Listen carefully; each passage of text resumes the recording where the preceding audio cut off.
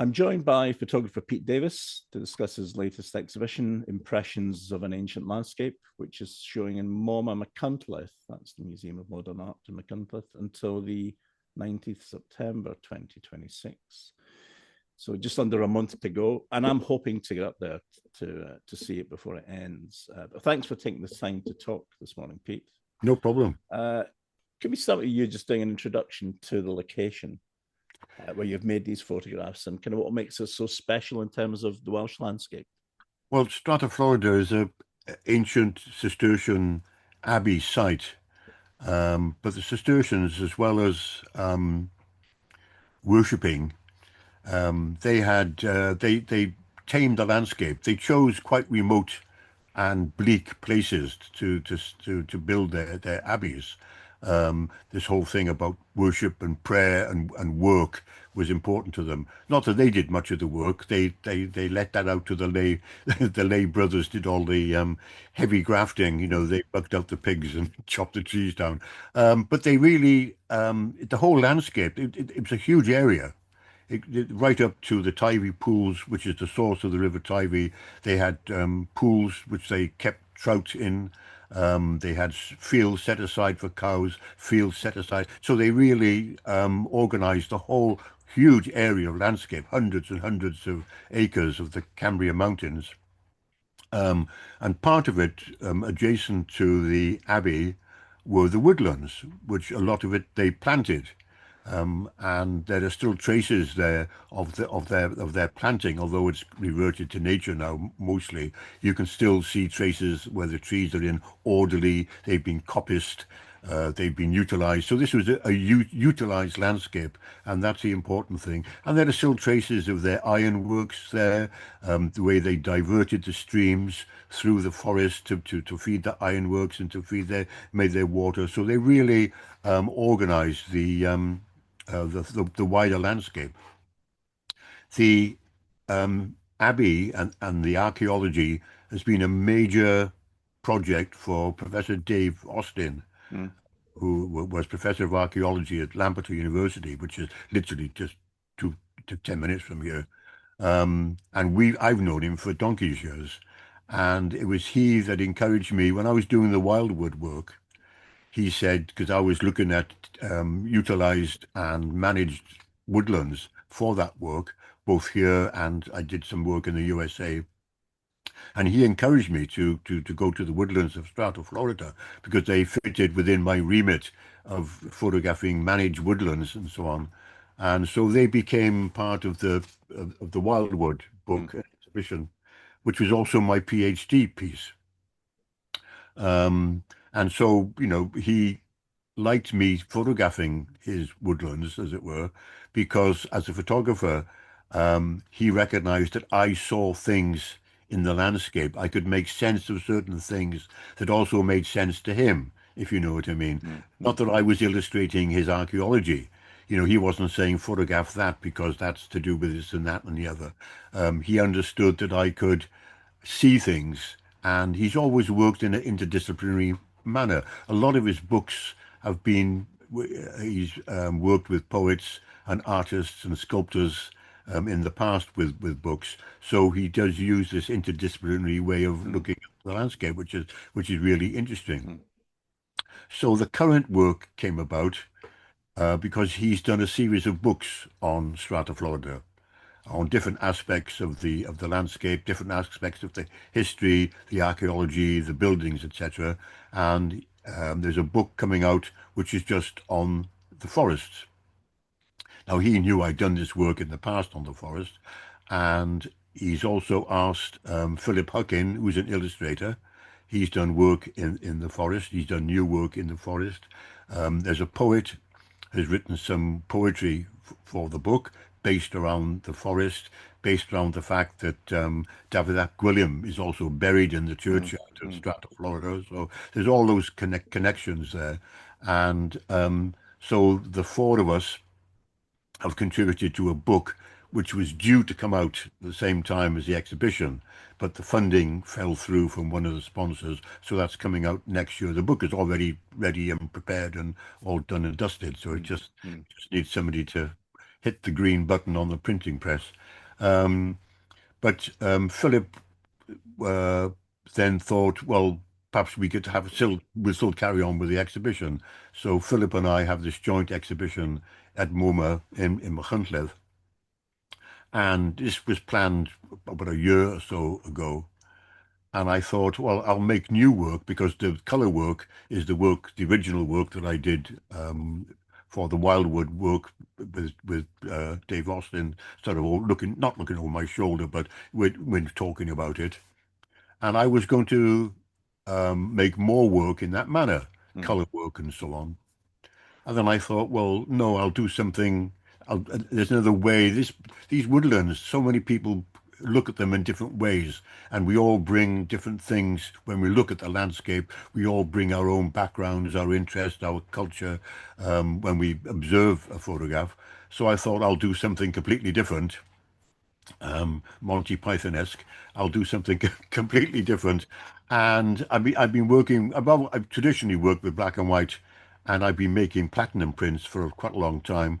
So I thought I would do the new work using black and white for the start, and then making platinum palladium prints, so that it's two views of the of the same area, two ways of approaching it, and it gives the viewer, gives them a little prompt in that they can also look at woodlands and the landscape in a completely different way, and so it triggers different emotions, different ideas when people are looking at it. So all the new work which I made late last year and earlier this year, black and white, and I've made platinum and palladium prints. And they're both sets of images. Are they made with the same camera? The same camera, yeah. They're both made on a 10.8 camera. The original prints, the color prints that I made originally, which were in my original Wildwood exhibition, were big. They were 4 or 5 foot wide. And so, I mean, I was lucky there. I had a huge gallery that I could fill, so the space worked. Cost-wise, I'm glad to say somebody else paid for those. So, Yeah. but in the gallery, you make work according to the gallery and so on, and the space you've got. So the color prints in the new exhibition are 20 by 24 inch framed, and I mean they look great. They still, because they're 10.8, they're less than a two times, two times enlargement. So it's like making a 3-inch wide print from a 35 negative. So they're still beautiful prints, and it just encourages people to look at the landscape in a different way. But the platinum prints, it's being a contact printing, it's a contact printing process. You don't make enlargements from platinum prints. So they're 8 by 10-inch prints. So they're two completely different views of the landscape, two completely different emotions when you look at the prints. And with the platinum prints, something I've started doing lately when I'm photographing in the landscape, I take a GPS reading from where I'm standing by the tripod. And so the captions for the black and whites actually have latitude and longitude, down, literally degrees, minutes, and seconds, and the direction I'm facing. So the theory is, if somebody wanted to take their little GPS thing with them, they could stand in exactly the same spot that I stood in with my tripod and look in the same direction. Of course, they wouldn't see the same picture because it'd be a different day, different season, different light, different different weather, different climate, and different everything. But it's a silly thing. I'm sure nobody is going to do it. It'd have to be very sad if they did. Well, it's But interesting, though, it's a isn't way it? of yeah. Go on. You talk about that relationship with Professor Austin and that that academic approach to an area like that. But that would be the norm for them and some of their teams now, isn't it, in terms of the archaeological side of that Yes, site? of course, yeah. And using LiDAR and whatever to record the place and the topography. And in a way, photography through the technology and these new GPS kind of put them in your pocket now. In fact, they're built into cameras in many cases. Well, it's on my iPhone, it's crazy. But it is quite interesting to think about how a viewpoint can change over decades or centuries. You know, Yeah, to have that record of it that's now, right. it's Yeah, quite an interesting way and of it recording and it. people look at. I mean, everybody brings their own culture and background and education to bear when they look into pictures. Um, I remember doing an exhibition or being in an exhibition at Gregunnog for uh, it was a British landscape group had organised a conference, and Alistair Crawford had organised it, and he'd put on an exhibition while this conference was on in Gregunnog of landscape work from the School of Art collection. And I had a few prints in there, and there was some from John Blakemore. I think there was some. There was quite a wide range, and he asked all these people who were mainly scientists to do a little questionnaire on the work. And the comments on some landscape picture were, "Oh, the stratification of the igneous rock wasn't quite clear enough." You know, people were making comments on Mm. they could only come at it from their own point of view. You Yeah. know, they saw some rocks and immediately they thought it was a picture of that was Mm. going to demonstrate, you know, Precambrian stratification or whatever. And you know, it was so they were so narrow. And David Austin has never been like that. He's always been able to, you know, cut across and sort of understand. He does it sometimes. Sometimes you sort of, when you talk to him, you sort of think that he's hinting for you to photograph this particular location because it's really interesting to him, Yeah. you know. But I mean, you kind of, you know, and you understand that, you know, because that's of great interest to him. Because I'm working on another project with him around Ketlan Parish, which is a very just outside Lampeter, and we're planning a book on that. That he's been. It's a big, quite an important parish. It bounds the border of Ceredigion in Carmarthenshire. There's lots of interesting ancient archaeological sites and so on, and so we've been working on something there. Mm. And when we go around together, you can tell he's almost hinting, "Get the camera out and Mm. photograph this because I can write about this," you know. Mm. And that's something that's okay, but you know, but It's an interesting topic that yeah, it's great that you've got that kind of long relationship with someone like that, with yeah. both of you having a common interest, but from two different disciplines. Um, but talking of disciplines, I've spoken to a few photographers who kind of get a little bit, they bristle a little bit when you talk about, you know, if they've had a collaboration with a writer, for Mm, example, and you, in this case, with an academic, um, they just do not like the term illustrate.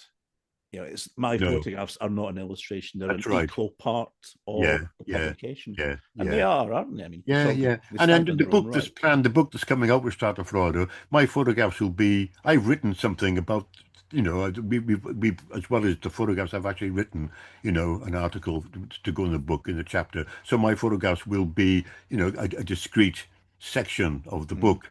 And I think Philip's illustrations, he's quite happy for them to be scattered throughout, you know, and he's so, yeah, so I mean, it works quite well. There's always a bit of trading and you know give mm, and take and so on, but mm, editing and so on, and you know you know what it's like with a book. It's only so many pages you have to have, and you know the book it's partly a general interest book.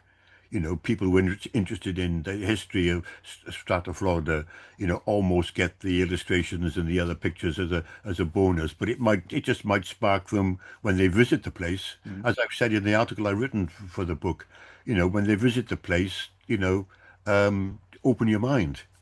You know, just look and absorb yourself in mm, the space. You know, because it's quite a magical space, and because of its a proximity to the abbey. You know, it's literally a few hundred yards from the abbey. You know, you get that sense of numinous there, you know, which kind of pervades the place, you know.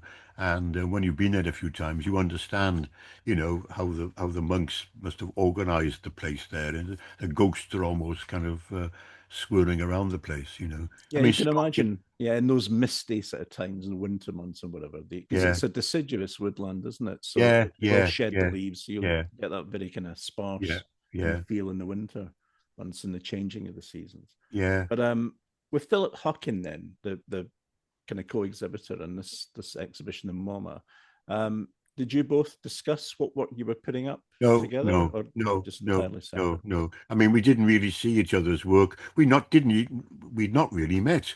I Mm. mean, he suggested the exhibition, and he said I'd like to exhibit with Pete, with two person, because he knew my work, and I was aware of his work because he's done some stuff for David before, and his are very much illustrative work, of the so it's a nice foil. And Mm. I mean, you could ask 100 people, and they would all have a different view of the landscape, wouldn't they? You could ask 100 people to photograph a single tree, and there'd be all different interpretations of it, and that's the beauty of it, and that's the beauty, and that's why I wanted to do the new work differently from the old work, because I'd just be repeating the same ideas, whereas that place triggers all different ideas. If I went back again, I'd probably photograph something different again. So, Now I know you're a monster in recent years for doing your own self-published books, but I think those platinum prints would look lovely in their own little book. the trouble is, they don't. It'd be very difficult to reproduce them. Well, you could do a good scan, couldn't you? Well, you The can. contact print. Yeah, you could scan them. But I'm just the subtleties of the platinum print Yeah, as such that they are objects in their own right. yeah. They are objects more than color or traditional black and white. They're prints. They're tactile. Because of the paper you use. You can never quite get it. You Mm. know. Now I Um, remember coming up to, I think it was the event you did. I was going to talk about it later, but I'll bring it in here because it touches on this whole point of that tactile and just seeing these prints up close. You exhibited some of your artichokes, as I remember, in, I think it was an event 2019. It was the Rituals of Intimacy talk. Or was that a separate event? I do. And your Yeah. prints on the wall. No, I there, think, there were some. Yeah, yeah, there were yeah. some prints. Yeah. No, that Yeah. was interesting. That was up in Machynlleth in Yeah. Photo Gallery at Goveb. And it was yourself, John Blakemore, Yeah. Marianne Delleth, Aled Rees Hughes, and Aled, yeah, Peter and Cattrall. Peter Cattrall, yeah. Yeah. Um, what were your recollections of that event, do you think? I mean, I thought it was really important. I thought it was really, I mean, No, it almost in a was. way, I think Ceredigion, and more specifically, Machynlleth, mainly through the efforts of Dan and Jeff, I have to say, in the gallery there, it's almost like a spiritual home for Welsh landscape at the moment. It has Certainly in become, recent yeah. I years. mean that's their main interest. I mean they have my urban documentary stuff there, but that's not their. They're mainly interested in the landscape. I mean there's a Faye Godwin exhibition there on again Mm, recently, so mm, that's their interest, which is fine. Sadly, I wish they could sell more prints. It's and that gallery doesn't make any money. mm. They run the bookshop, which is two doors down, and they sort of run the gallery. But it has become. And Peter Cattrall is a fairly regular visitor, and he and I get on very well. And they sell his work there and my work, and yeah, Yeah, just for those that don't know, Peter Cattrall was Faye Godwin's printer, printer, fine art yeah, printer. yeah, Yeah. yeah. Uh, Um, but yeah, the events, there was another event they had with James Morris, and he yeah, was, I went along to that, and he was talking about not his Landscape of Wales book, which should be on every, I think, certainly Welsh landscape photographer's shelf, because it gives a very interesting view, I think, or a take on the landscape by him. But he was talking about his work in Palestine. mm, That was part of his Time and Remains sort of series that he did over there. But that was, I mean, talk about topical. That's still ongoing. But he yeah, spent time in yeah, Israel and Palestine. But he made 5-4 images, which it was yeah. just a fantastic talk.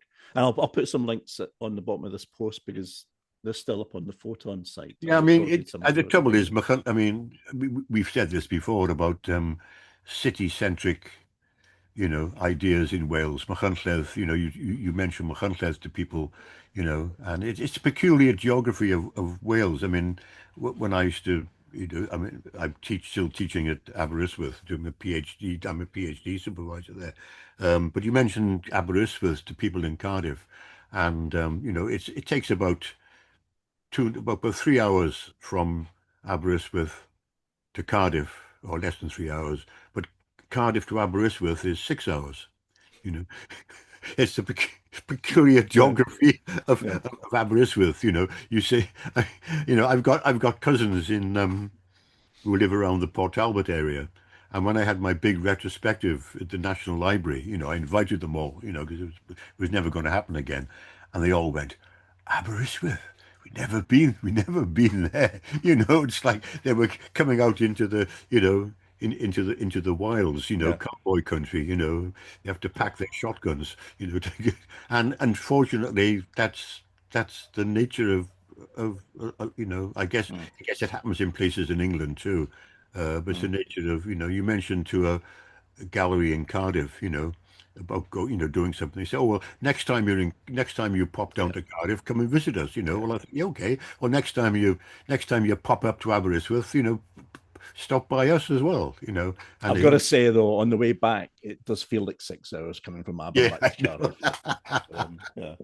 Yeah, But I mean that's the thing about Wales. There's no direct routes up and down, is there? no, no. And there's But no direct train up and down. I mean, from here, I'm looking up my studio window across the valley, Tybee Valley. Across the other side of the river is the old railway line, which is the missing link between Carmarthen it's and Aberystwyth. And yeah. I can literally, see it through the trees from here, Mm, and that's the missing link, mm, So I do understand that, but Machynlleth has become quite a hub mm. for sort of arty, crafty people. And the bookshop, I mean, Jeff and Diane's bookshop does phenomenally well. It's a brilliant independent bookshop. Well, And and the collection still on the website.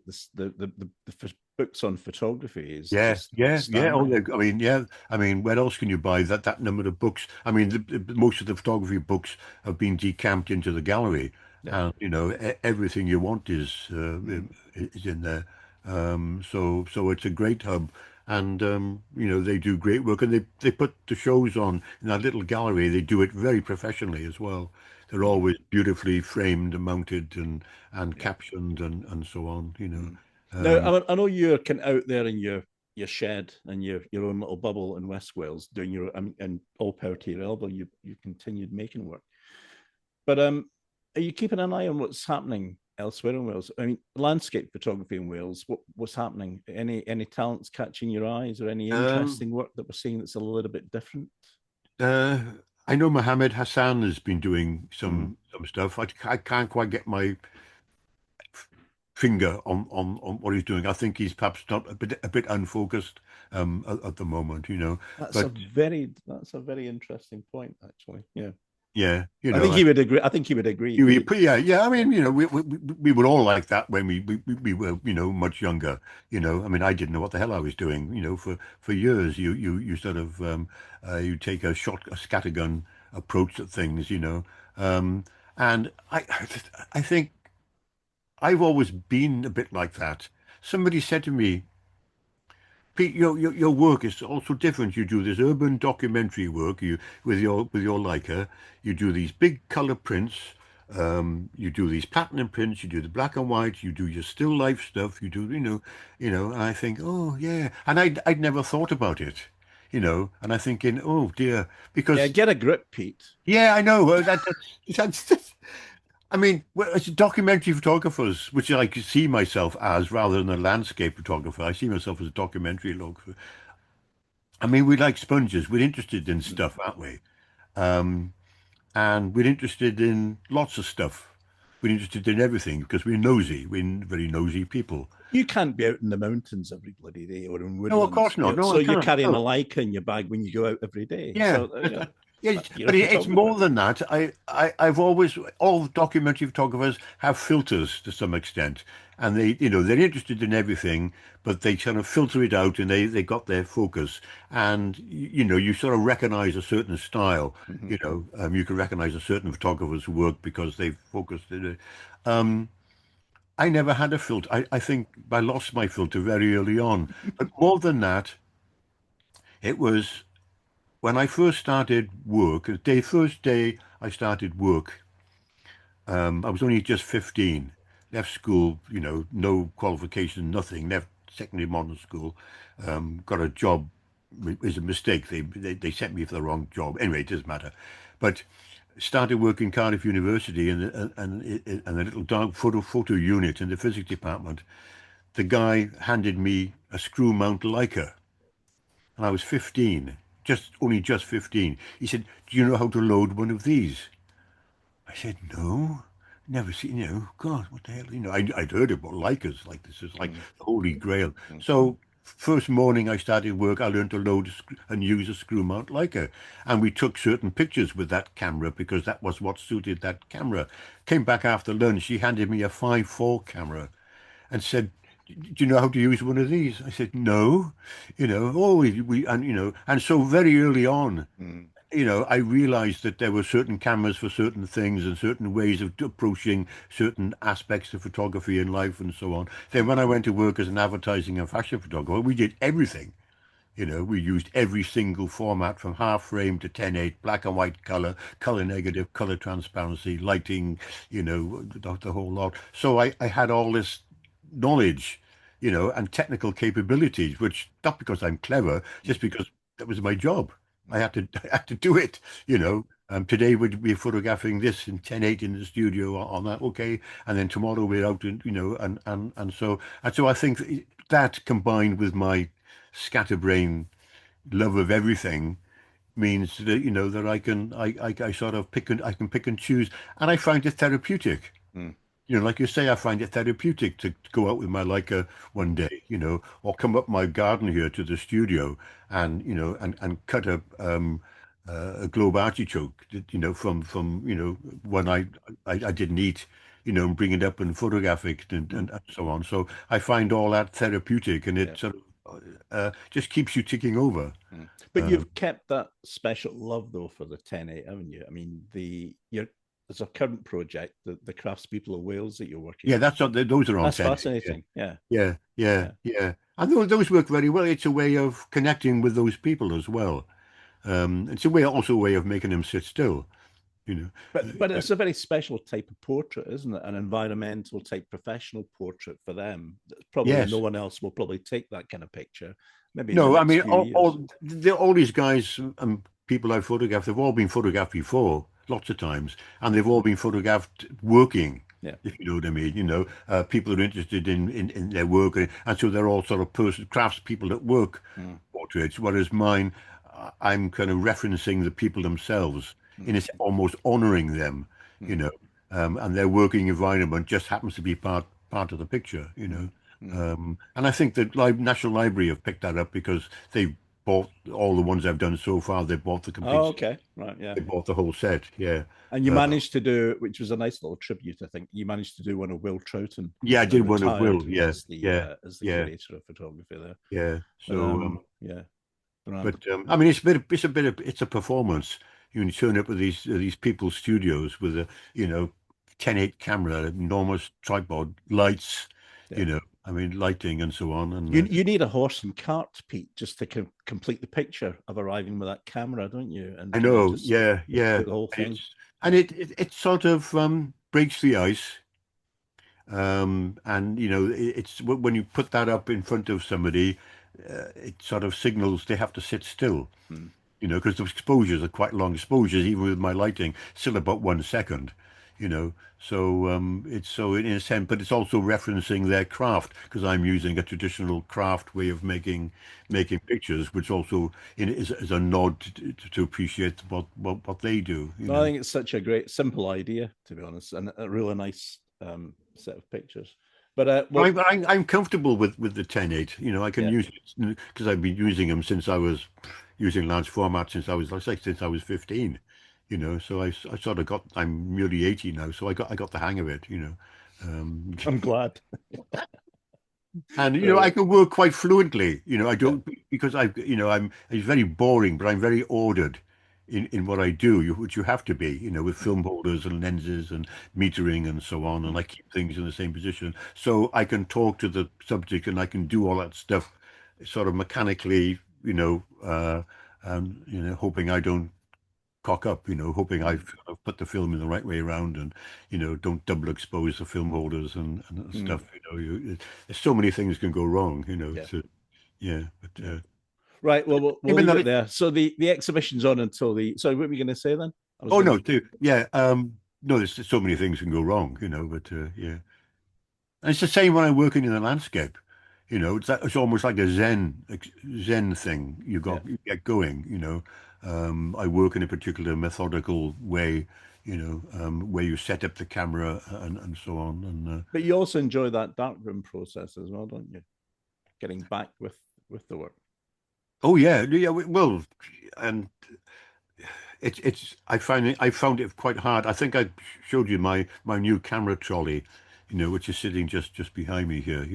I went out before Christmas last year to make the new work, and I suddenly realised at 79 years of age, carrying a 10.8 camera and a big heavy tripod, 5 film holders, 3 lenses, meter, lunch Yeah. on your back across quite rough terrain. It's quite, Yeah. I was knackered.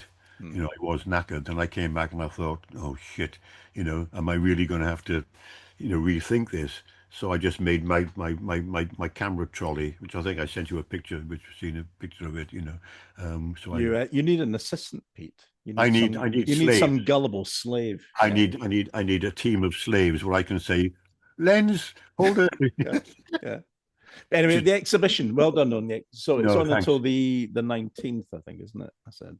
Let me just double I check. can't. I can't remember 19th of offhand. September up Yeah, in MoMA, which is a fantastic space in itself, it isn't is. it? Yeah, I mean, there's always 3, 4 exhibitions on there, Yeah. and there's the craft gift shop, and there's always not just one show on there. There's always at least 3 exhibitions on, plus Mm. the sculpture gallery they've got next door in the tannery. Yeah. And it's like a little oasis just off that street, I isn't it? know. Yeah, In you've got McCuntleth. the I was actually the first person to exhibit there.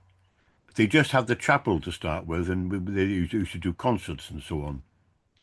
Then Ruth Lambert, who was the prime mover and shaker, said to me one day, and we're thinking of having exhibitions. She said, we got the property next door. Mm.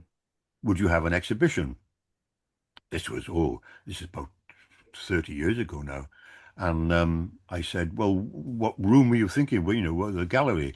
And she showed me this little room which had plaster walls, had a strip light in the middle, and I said, not sure this is really suitable. I said, you need to put blockboard on the walls so you can, change frames rather than drill into the Yeah. plasterwork. You need, track lighting with dimmer switches if you're showing certain things. And she was writing it all down in a notebook. And she said, well, if I do all this, will you have an exhibition then? So I got it cornered. So I said, yes, okay, Ruth, I will. And so we arranged an exhibition. I was going to show some of my landscape work, a collection of landscape work that I already had. And I turned up with great trepidation to hang the work. I had all the frames in the car, and I turned up, and the carpet layer was just laying the last corner of grey carpet, and there was track lighting. It was everything that I'd Mm. said for her to do. She'd done, Mm. you know, and it went from there. Then she acquired more property next door, the next door but one, and so she now has these 3 big galleries and Yeah. so on. So I was, and I've exhibited a couple of times since. The Sardinia work went there. Mm. The Cadaridris work was shown there, so I've shown there quite a few times. Yeah, and they've got a good team there now, technicians to do the hanging and so on. Yeah, yeah. Mm. So well worth a visit. Absolutely. It's the same distance from Cardiff to Machynlleth as it is from Machynlleth to Cardiff. Believe me, it's the same distance. Right. Yeah, it's almost a better road, isn't it? It's one of the roads I've taken out, having gone to Aber before. Yeah. Going up Machynlleth Way and back out east from there. But yeah, thanks again for this, Pete. No, thanks. Good And to talk, hopefully Brian. few other people will kind of take an interest in some of the links I'll post on this page. Yeah.